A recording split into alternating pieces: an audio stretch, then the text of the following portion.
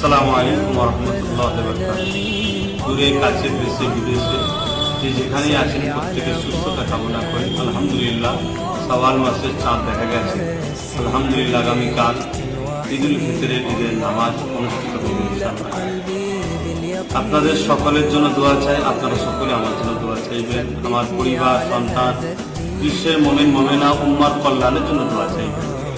বিশেষ করে আজ দেখা যায় এই ঈদের দিনে আমার কিছু যুব সমাজ বাইক নিয়ে খুব তাড়াহুড়ো করে যাতায়াত করে। অনুরোধ করছি আমার যুবক ভাইদের যে আপনারা সুস্থভাবে যাতায়াত করবেন, আস্তে আস্তে গাড়ি চালাবেন, কেন সময় থেকে জীবনের মূল্য অনেক বেশি।